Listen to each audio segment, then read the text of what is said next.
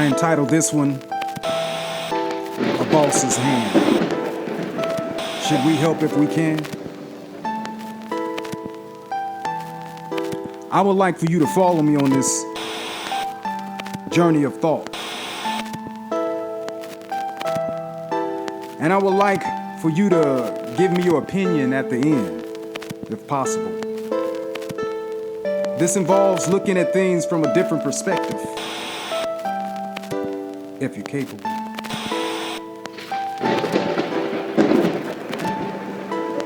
So let's look at this cycle of thought, of helping, and let's see if it does actually hold weight, and let's see if it's actually true.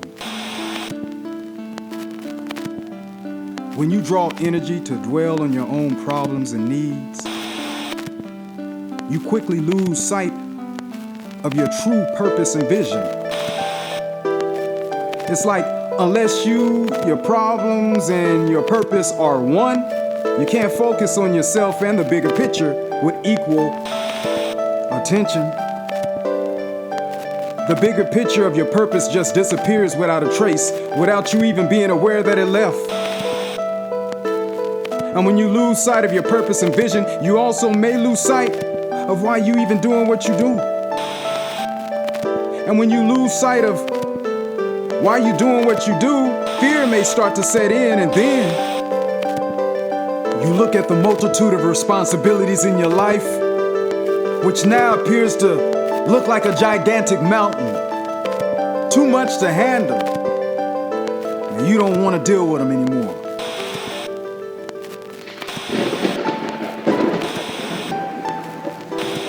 But when you remember that it's not all about you,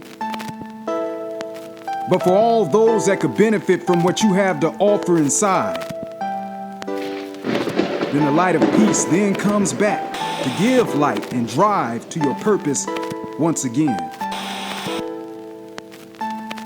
I mean, it is about you, just not all about you.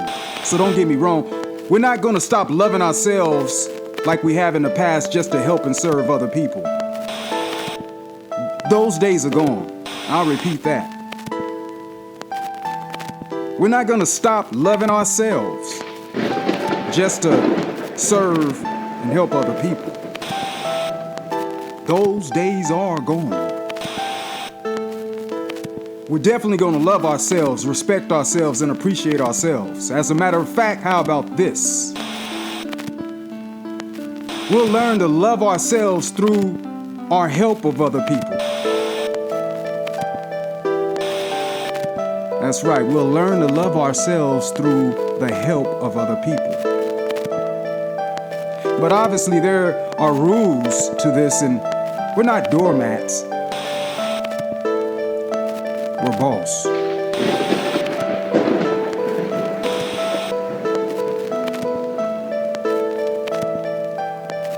So as a boss, should you help if you can?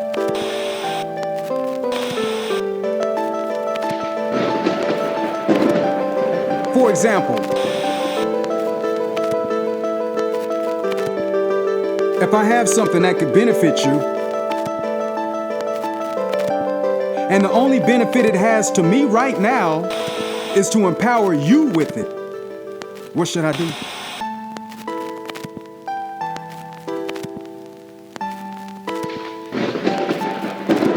Of course, people would say the obvious answer is you should give it.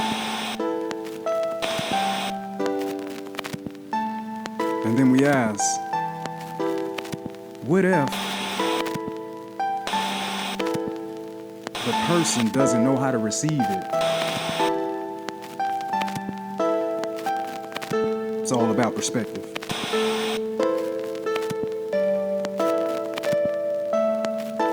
You see, a person who lacks the ability to see opportunities sometimes may say, well,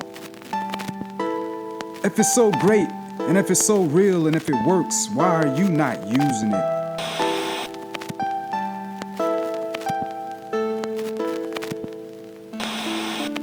And they may receive a reply like, the only benefit I have of this is to give it to you and see you grow. And perhaps only then will you see my true worth.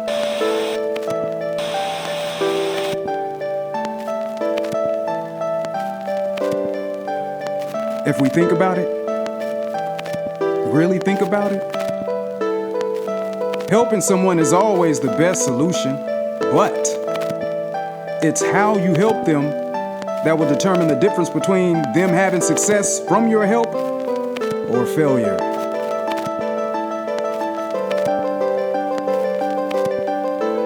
But we know there are principles to giving. For example,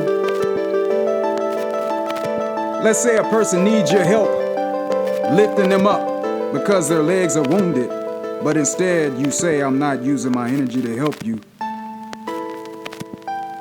You'll have to find another way, and you walk off.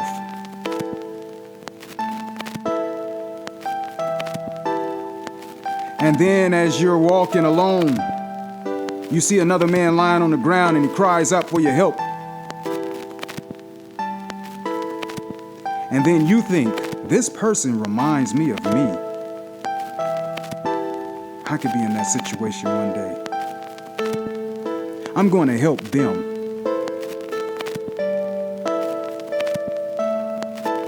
But then afterwards, this same person jumps up and gets in your face and say, man, is that it?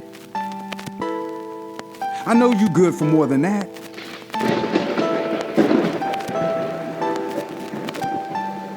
Well, I believe the first person you could have helped by giving, and the second person you could have helped by holding back. It's hard to tell sometimes, but they both would have benefited.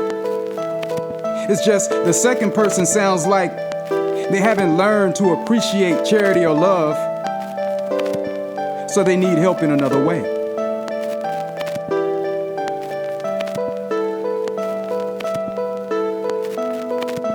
The reality is, we only have so much energy, and we do have to pick and choose the best source to focus and give it away. And it's not so much about the personal return, but a return to your life calls. Meaning, you're probably not going to give to someone that represents something totally opposite of what you believe, or opposite of your morals, or what your life represents. Of course, unless someone forces you to. Like, let's say a person who really believes in a higher power would probably not be donating money to, say, the Church of Satan. I can't really say what people would or wouldn't do, but probably not. But just like us, if there's something or someone who is totally opposite of our life purpose, we're probably not, gonna give, or we'll probably have a harder time giving, to that individual for that cause. Like giving your hard-earned money to someone to go make it rain in a club. That's just a waste of accumulated energy. But if you find someone who you feel will do right by the energy you give them, or you feel they will use it to multiply the energy for themselves and then return your portion back to you directly or to your life calls, you're more likely to want to help them. So how is it possible to give to your life calls, you may ask?